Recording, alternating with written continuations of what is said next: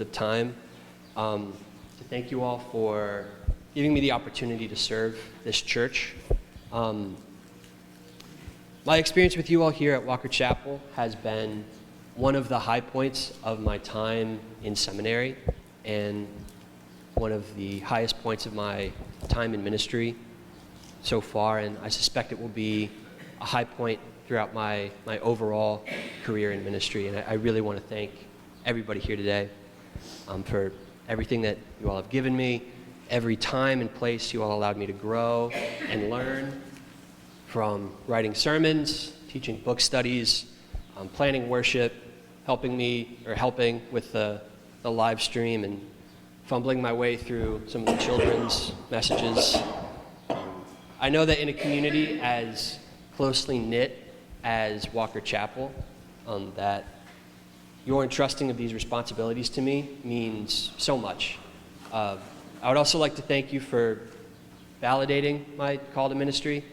Seminarians often feel a little bit of imposter syndrome, a little bit of anxiety at times as they wonder if they're capable of incorporating what they're learning in the classroom to their ministerial settings and contexts. And the way that you all have embraced me have just obliterated those anxieties, so thank you so much. Now that classes have ended and I'm T-minus 24 hours from graduation, I can say that I really would not have made it this far without you all. As the education, fellowship, community, patience, grace that I've received from this great church have motivated me beyond words.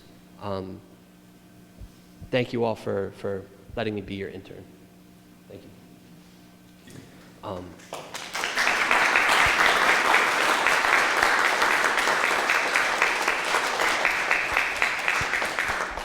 As much as Walker Chapel has impacted my life, I know that it has also incorporated itself into the lives of those around me.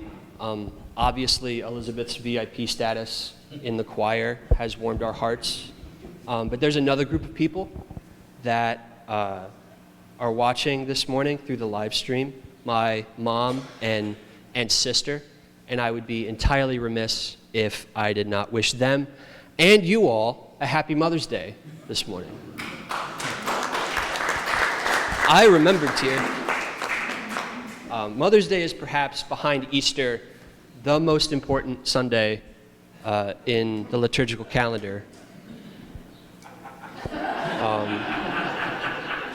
It's a little difficult to preach on this occasion because unlike Easter, the liturgical calendar has no special verses commemorating motherhood for this day. That's typically, during Advent with Mary, there isn't really any kind of verses reminding people of motherhood. Nevertheless, as I was reading these verses in preparation for this morning's sermon, I couldn't help but think about my mom.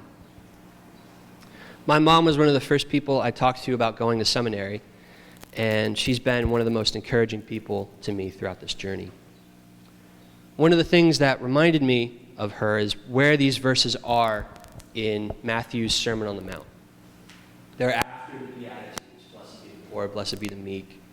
And the Beatitudes are one of my mom's favorite parts of the Bible because of their focus of God's love for the marginalized and excluded in the comforting and blessing words of Jesus. And one thing that I think she and I and everyone in this room appreciates about the Beatitudes is their seemingly radical imaginings of the world, their revolutionary undertones and how different the world would look if we blessed the poor, the meek, and the sorrowful. The reimagining of these verses seems to be in a sort of juxtapositional tension with the almost punitive verses that we have today. Therefore, whoever breaks at least one of these commandments and teaches others to do the same will be called least in the kingdom of heaven. But whoever does them and teaches them will be called great in the kingdom of heaven. It sounds like they run contrary to the peaceful, accepting, loving words in the Beatitudes in the beginning of the chapter. The delineation between first and last in the kingdom of heaven feels like some sort of warning or threatening of some kind of impending punishment. But there are some subtleties here that actually reaffirm Jesus' earlier teachings of love and demonstrate the importance of enacted love that continued to remind me of my mom. She was a teacher for the bulk of her career, mostly elementary school, and she taught in private schools, public schools, homeschool groups, and substitute positions. I was not a particularly good student, especially in mathematics. Something about being locked in a room for 6 hours a day drove me nuts, which is why I decided to get a master's degree, because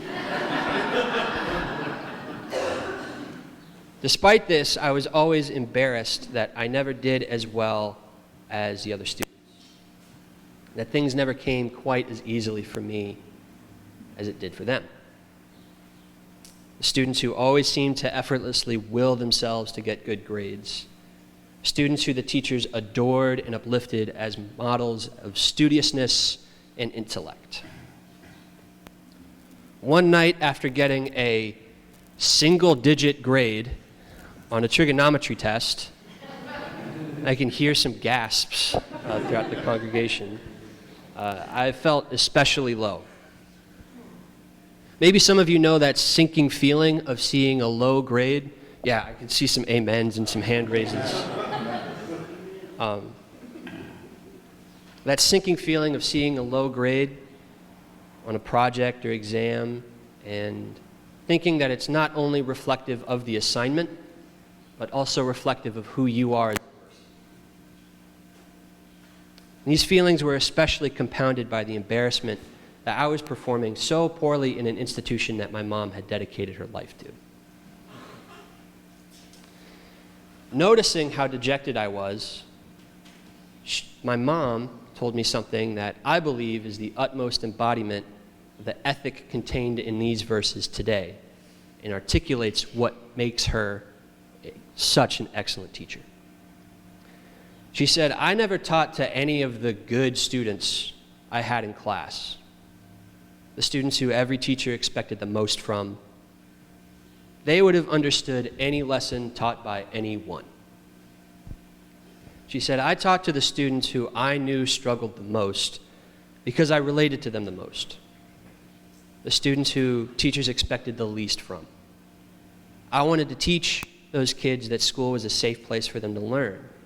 It's not that I didn't like the students who did well academically. I liked all my students. But a good teacher uplifts everyone that they teach." For my mom, the distinction between the least and the most that we see in the verses today, the least and the most, for whom school was difficult and those for whom school was easy, was important, not because she could privilege one group over the other, but because the distinction told her how much she could be there for each and every person. Because each and every student was just as valuable and precious to her as the next. And this is the main point of the verses today.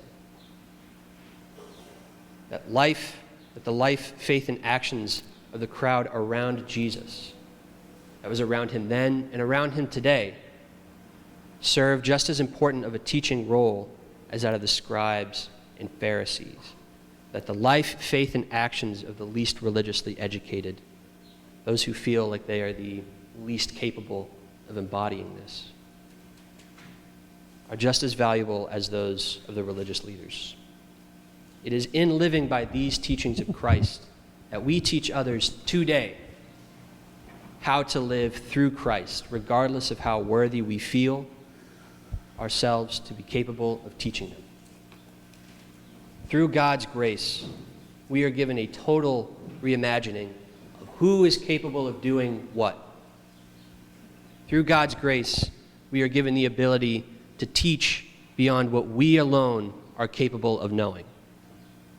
Through God's grace, we are given a kingdom of love, of cherishment, and of fulfillment that we become capable of making a reality.